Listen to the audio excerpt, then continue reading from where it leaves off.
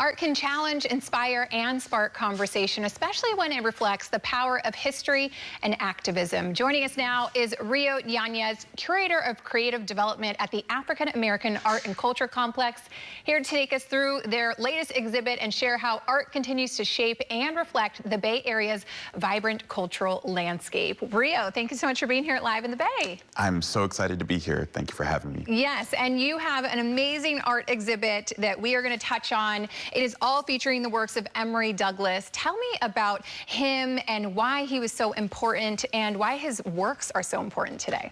Absolutely. Emory Douglas is an iconic artist to the world and especially to San Francisco. He got his start as the Minister of Culture for the Black Panther Party here in the Bay in 1967, and as their Minister of Culture, he created their most well-known and iconic artworks, political graphics. He helped run the newspaper that they published, and from there he continued on as a brilliant visual artist and activist who used his kind of visual sense as an artist to spread all sorts of powerful messages, to raise awareness, and to really engage multiple generations of people with his artwork. Yes, incredible. And so there is an art exhibit happening. It's a two-part series happening, and the first one has already kicked off in December. So tell me what people can expect. Absolutely. I am so excited that the first part is up and on display at the African American Art and Culture Complex.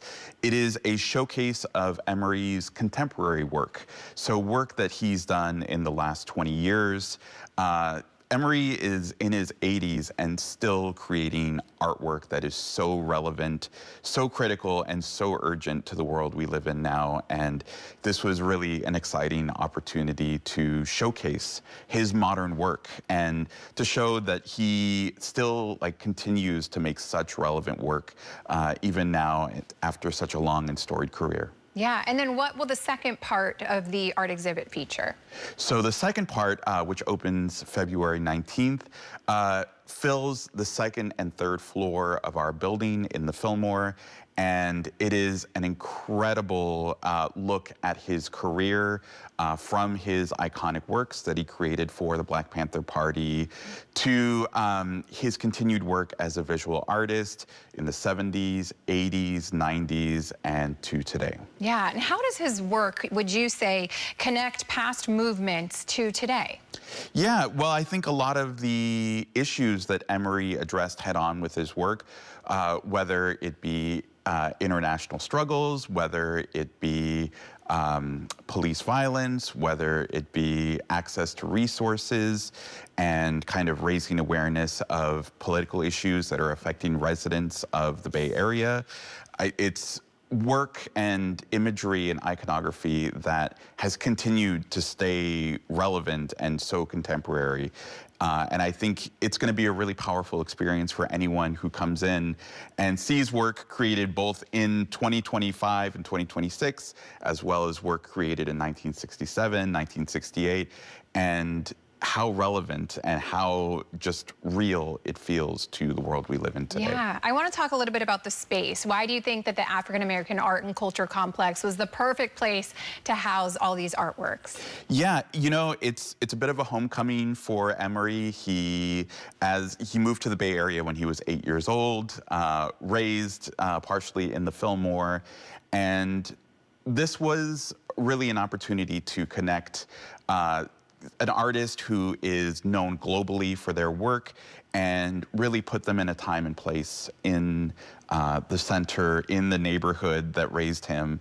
And so it's really exciting. We have 3 floors that will have his work on display. And so it's really a chance to learn a lot about history, both local history, neighborhood history, San Francisco history, Bay Area history, and global history. And it all comes together just under his incredible vision as an artist. Yeah, I'm sure that there are so many pieces that you are just blown away by, but if you had to pick one that you could take some inspiration from, is there one that you could point out that has been a big highlight, and maybe meaningful for you. Absolutely.